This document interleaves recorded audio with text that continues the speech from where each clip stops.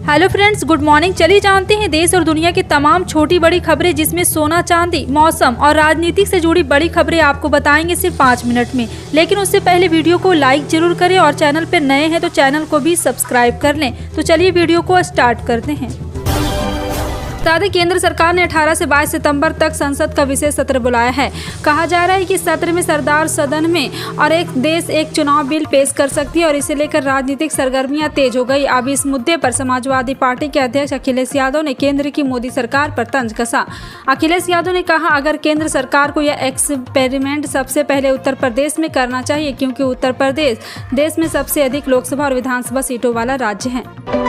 हिमाचल प्रदेश के पूर्व मुख्यमंत्री और नेता प्रतिपक्ष जयराम ठाकुर ने वन नेशन वन इलेक्शन की बात का समर्थन किया है।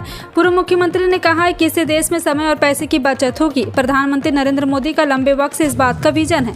हालांकि अभी यह स्पष्ट नहीं है कि संसद के विशेष सत्र में इससे जुड़ा बिल पेश होगा या नहीं। साथ ही पूर्व मुख्यमंत्री जयराम ठाकुर ने इंडिया गठबंधन पर भी निशाना साधा। उन्होंने कहा, मुंबई में हुई बैठक से अभी पश्चिम बंगाल के मुख्यमंत्री ममता बनर्जी उठ कर गई। राजस्थान के मुख्यमंत्री अशोक गहलोत ने विधानसभा चुनाव से पहले बड़ा बयान दे दिया है। उन्होंने शनिवार को कहा है कि अब उनके लिए पद मायने नहीं रखता और वह अपने वर्षों के अनुभव से जनता की मदद करना जारी रखेंगे। सीएम गहलोत ने कहा कि पद अब मेरे लिए कोई बड़ी बात नहीं, मैं अपने वर्षों के अनुभव से आखिरी दम तक आपकी सेवा करना चाहता हूँ। सीएम बोले कि मैं चाहता हूँ कि मेरे जीवन का हर पल मेरे राज्य की सेवा में बीते। चंद्रयान 3 की कामयाबी के बाद अब भारत का आदित्य L1 सूर्य को नमस्कार करने पहुंच रहा। हालांकि इसके लॉन्च से पहले चलिए हम आपको बताते हैं कि आखिर किसी भी सैटेलाइट पर सोने की परत क्यों मढ़ी जाती है, क्या है इसके पीछे की साइंस। इसके साथ ही हम आपको बताएंगे क्या सोना अंतरिक्ष में किसी अन्य धातु के मुकाबले ज्यादा टिकता है। अब सवाल उठता है कि आखिर स्पेस में भेजे गए सभी सैटेलाइट पर सोना क्यों लपेटा जाता है, क्या हमारे सैटेलाइट को रेडिएशन से बचाता है। चलिए आपको सवालों का जवाब दे। दरअसल स्पेस का धरती से तरह तरह के अलग अलग तापमान नहीं होता, ये ना तो गर्म होता और ना ठंडा होता। स्पेस में जो तापमान बनता है वो एस्टेरॉयड, सैटेलाइट और ग्रहों के मूवमेंट से मिलकर बनता है। आम आदमी पार्टी की राष्ट्रीय प्रवक्ता प्रियंका कक्कड़ ने Indian national democratic inclusive alliance की मुंबई बैठक समाप्त होने के बाद अपने 2 दिन पहले के बयान को फिर दोहराया। उन्होंने कहा, दिल्ली के मुख्यमंत्री अरविंद केजरीवाल में प्रधानमंत्री बनने के सारे गुण हैं। इस बार उन्होंने ये बात सशर्त कही है और प्रियंका कक्कड़ ने कहा है कि यह मेरी निजी राय है। ये बात प्रियंका कक्कड़ ने एबीपी लाइव के सीधा सवाल कार्यक्रम के दौरान कहा।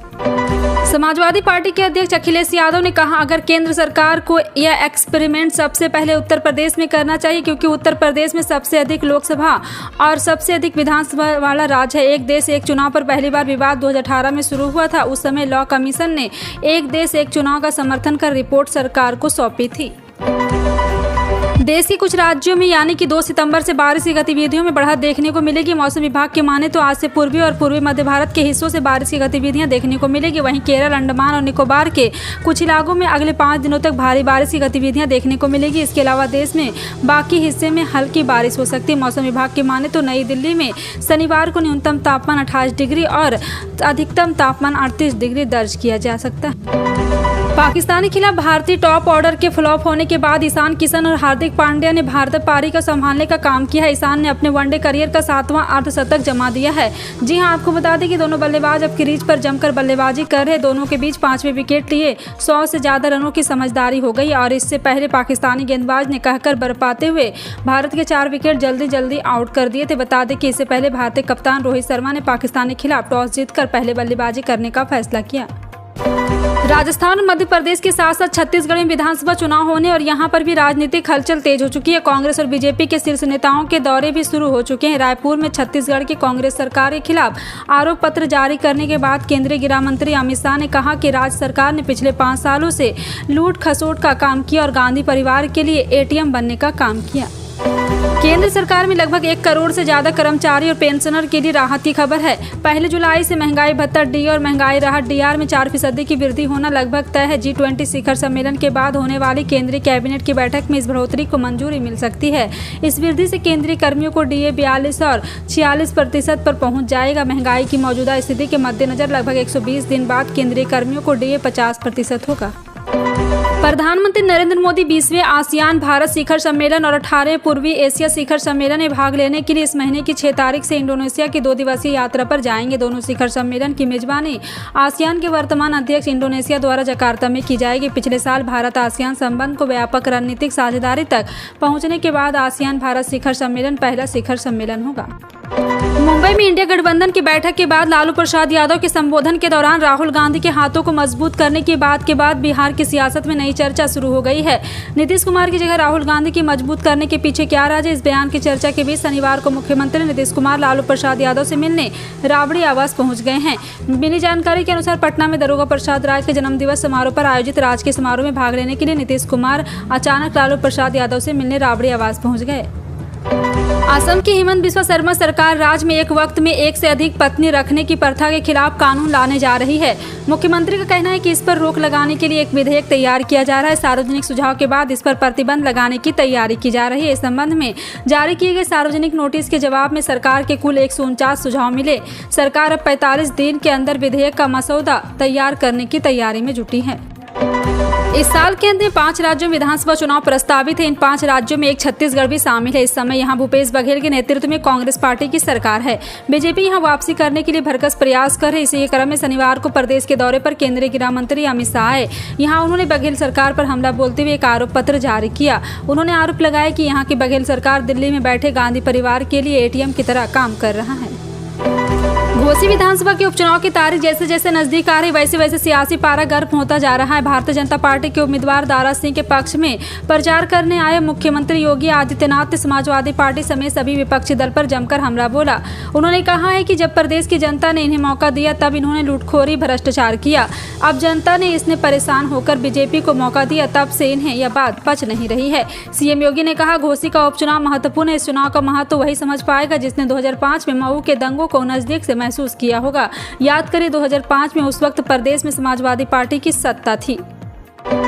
बिहार के सरकारी स्कूलों में छुट्टियों की कटौती पर जारी सियासत के बीच पूरे मुद्दे पर मुख्यमंत्री नीतीश कुमार का बयान सामने आया है। सूबे में मुख्य विपक्षी दल भाजपा ने द्वारा सरकारी स्कूलों में पर्व त्योहार की छुट्टियों पर मोर्चा खोलने के जवाब में नीतीश कुमार ने साफ कहा है कि अच्छा काम हो रहा है। उन्होंने इस मामले को लेकर हो रहे विवाद पर भी जवाब देते हुए कहा कि विवाद कहाँ। उन्होंने कहा, छुट्टियां में कटौती को लेकर किसी तरह का विवाद नहीं है, सब झूठ बोलते हैं। नीतीश कुमार ने अपने अंदाज में कहा, अरे भाई, सब कोई पढ़ना चाहता है, इसमें कहाँ कोई बुराई है। मुख्यमंत्री शिवराज सिंह चौहान ने अतिथि शिक्षक महापंचायत में बड़ा ऐलान किया। उन्होंने कहा कि प्रथम वर्ग के अतिथि शिक्षकों का मानदेय 9,000 से बढ़ाकर 18,000 किया जाएगा। वहीं द्वितीय वर्ग के अतिथि शिक्षकों का मानदेय 7,000 से 14,000 किया जाएगा। तृतीय वर्ग के अतिथि शिक्षकों का वेतन भी 5 से 10 किया जाएगा। उन्होंने शिक्षक भर्ती परीक्षा में 50% आरक्षण देने का भी ऐलान किया। उन्होंने कहा, पूरे साल के अनुबंध का पैसा अतिथि शिक्षकों को दिया जाएगा। सीएम शिवराज के इस ऐलान से अतिथि शिक्षकों में हर्ष की लहर है। इससे पहले मुख्यमंत्री शिवराज सिंह चौहान ने शनिवार को 66 नए दीनदयाल रसोई केंद्रों का शुभारंभ करते हुए कहा कि मध्य प्रदेश में अब नागरिकों को 5 रुपये में भरपेट भोजन मिलेगा। यह व्यवस्था दीनदयाल रसोई में होगी। बीजेपी के 9 कद्दावर नेताओं ने बीजेपी को छोड़ मुख्य विपक्षी दल कांग्रेस में अपनी आस्था जताई है। इनसे पीसीसी चीफ कमलनाथ द्वारा शनिवार को पार्टी की सदस्यता दिलाई गई है। इन 9 नेताओं में भोपाल के से पूर्व विधायक उमाशंकर गुप्ता के भांजे सहित एक वर्तमान विधायक और 7 अन्य नेता शामिल है। बीजेपी छोड़ कांग्रेस में आए विधायक वीरेंद्र रघुवंशी ने सरकार पर गंभीर आरोप भी लगाए।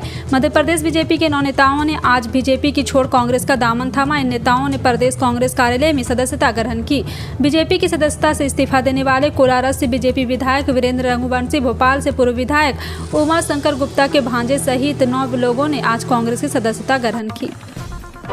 मोदी सरकार अब किसानों को खुश करने के लिए एक बड़ा ऐलान कर सकती है, जिसकी मांग काफी दिनों से की जा रही। माना जा रहा है कि सरकार की ओर से अब जल्द ही पीएम किसान सम्मान निधि की किस्त की राशि से इजाफा किया जा सकता है।